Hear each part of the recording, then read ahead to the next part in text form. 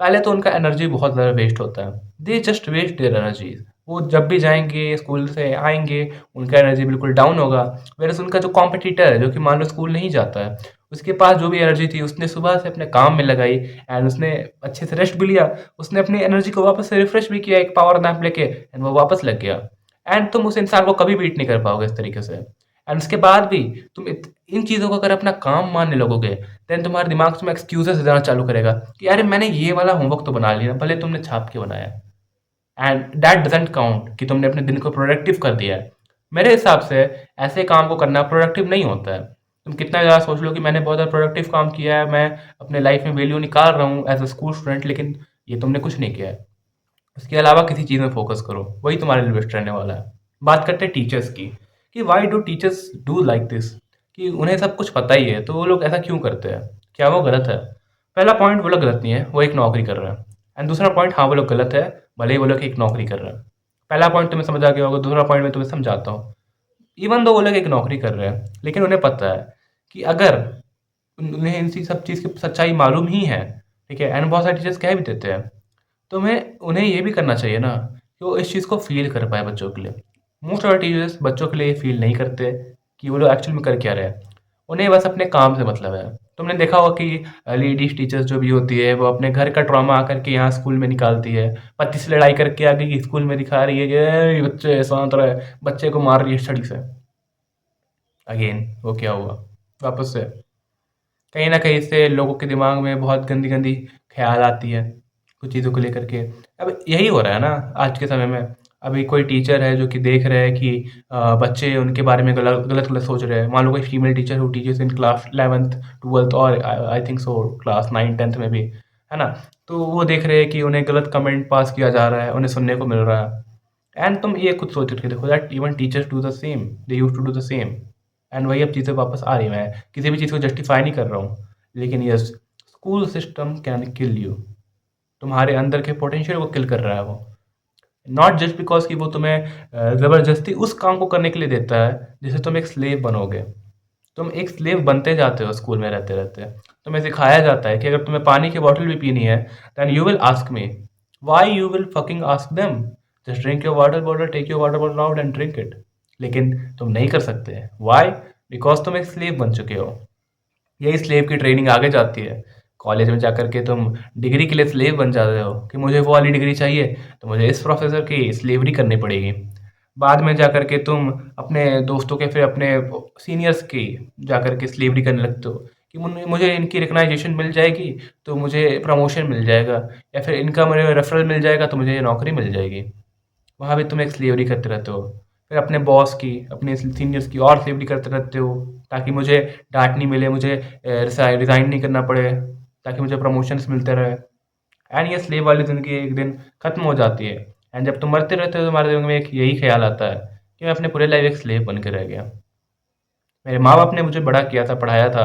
ये कहा था कि तुम एक बहुत बड़े इंसान बनोगे, है ना? मैं सोचता तो था कि मेरे जो पुराने एंसेस्टर्स हुआ करते थे, वो जाया करते थे वॉर्स में, लड़ने के लिए जाया करते थे।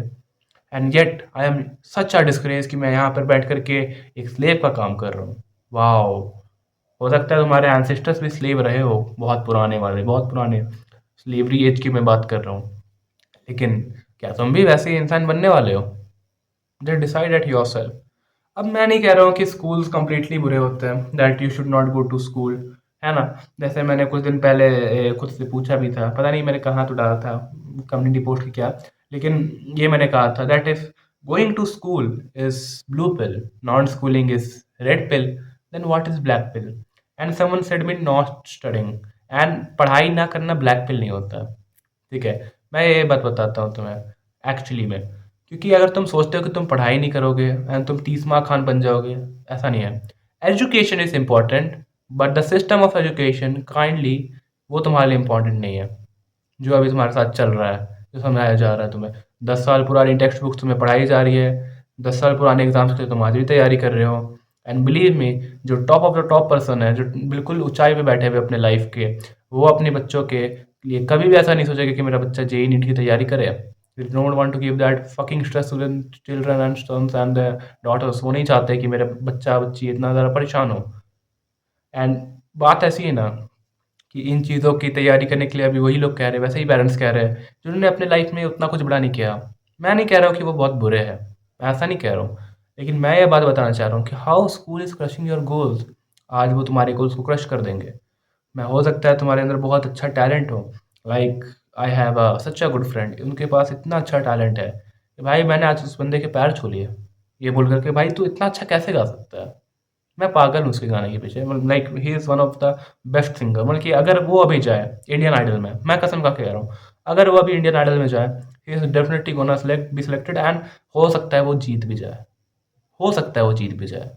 एंड मैं बता रहा हूँ उसमें जब वो प्रैक्टिस करता है, रियाज़ करता है, तो और इतना अच्छा गाने लगता है कि आई am just out of my mind कि यार ये is he even even human? मैं ये सोचने लगता हूँ। बट येट क्या है वो? After all he is just being a slave.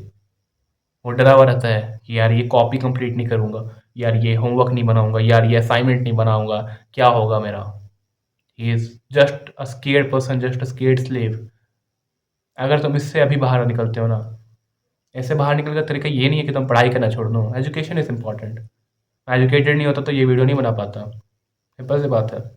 लेकिन being a slave is not your choice, वो तुम्हें बनाया जा रहा है। स्लेव बनना छोड़ो। लाइक टीचर्स तुमसे पर्सनल दुश्मनी कर लेती है, like see my hairs, this is my hair, I study in class 12, ठीक है, प्लस 2 में हूँ मैं, एंड आज मेरे टीचर ने मुझे कहा कि ये बाल तू कटवा लेना, ठीक है, ऐसे करके। And out of every student she only told to me. क्यों? क्योंकि मैंने उस टीचर को लगभग अभी से 1 महीने पहले, वेकेशन स्टार्ट होने से पहले, लास्ट दिन कुछ टॉन्ट मार दिया था। वो भी बहुत ज़्यादा एक जनरल क्रिटिसिज्म था जो कि उस टीचर से सहा नहीं गया। वो क्या जो क्रिटिसिज्म था, वो टीचर ग्रुप में जो भी होता है अपने ऐसे कॉलेज वगैरह के ग्रुप, उस ग्रुप में मेरा नंबर ऐड नहीं कर रही थी। एंड इवन दो जो जिस फ्रेंड के बारे में मैंने बताया, उसने उसके नंबर को पिछले 1.5 साल से ऐड नहीं किया। मेरे नंबर को तो वो अभी कुछ हफ्ते से ही नहीं। एंड में जाके मैंने क्रिटिसाइज किया एचओडी को कि यार ये ऐसा करती है ना। एंड उसे जब बाद में जाके जब पता चला तो and he is targeting she is targeting me. वो इतना ज़्यादा टारगेट कर रही है कि मैं क्या बोलूँ। एंड मेरी आज उससे बहस भी हो गई। तो यही यही होता है। तुम स्लेव बन के रहोगे सब अच्छा है, स्लेव जैसे ही तुम हटोगे लोग तुम्हारे पीछे पागल भी हो जाओगे। Yet I am studying, yet मैं एजुकेटेड होते जा रहा हूँ, येट मैं एक स्लेव नहीं बन रहा हूँ। ये हार्डेस्ट रास्ता है तुम्हारे लाइफ का, लेकिन ये वही रास्ता है जिससे तुम खुद को फील कर पाओगे एक बेटर इंसान बनते हुए भी। बिकॉज तुम्हारे पास 3 रास्ते हैं। एक तो तुम इतना अच्छे से पढ़ो that you will become a slave. तुमने जन्म लिया, तुम बड़े हुए, तुमने अच्छे से पढ़ाई की, तुम एक टॉपर थे, तुम्हें एक वाइट कलर की जॉब मिली, उसके बाद तुमने बच्चे पैदा किए, शादी की, फिर तुम मर गए, नथिंग इंटरेस्टिंग। ये है वो चीज़ है जिसमें कि तुम कहते हो कि भाई मुझे फ़र्क नहीं पड़ता, तुम सिर्फ दोस्तियाँ करते हो, you are just fucking around, तुम अपने दोस्त के साथ घूम रहे हो, बकचोदियाँ कर रहे हो, है ना, कुछ भी सही नहीं कर रहे हो ढंग का, एंड बिल्कुल पढ़ाई नहीं कर रहे हो, बोलते हो कि एजुकेशन इंपॉर्टेंट नहीं है, स्कूल बहुत सिस्टम बहुत ख़राब होता है ना। ये इंसान क्या करेगा? ज़्यादा इंटरेस्टिंग करने के चक्कर में ये चाँद पे चला जाएगा। तुम्हें पता है मैं क्या कहना चाह रहा हूँ। एंड ये जो बीच वाला इंसान है, ये क्या करता है?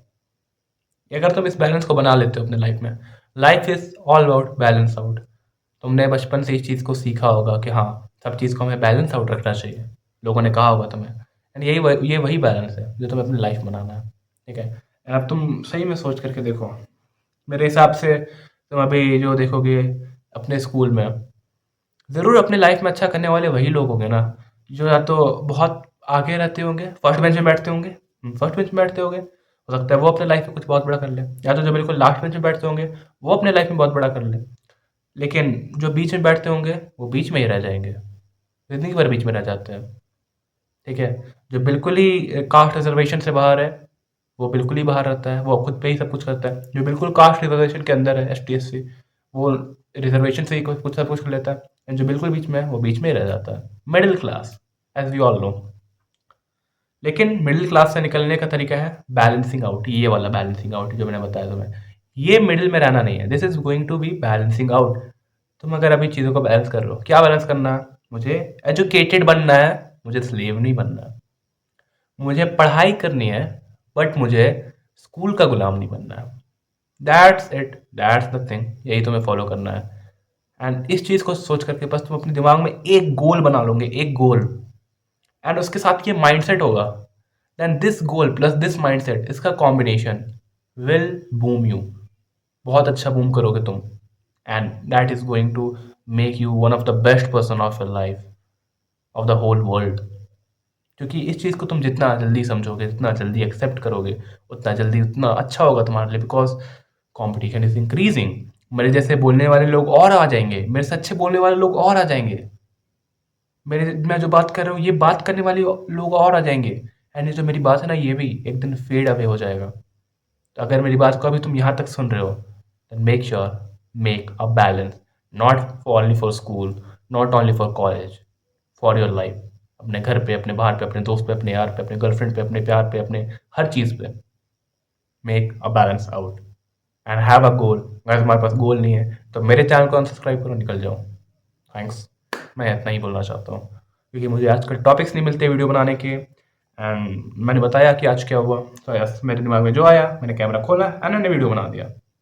लेकिन मैं कुछ भी कर रहा हूँ, I am not being a slave, I am just a slave of my goals, that's it. Goodbye, thank you.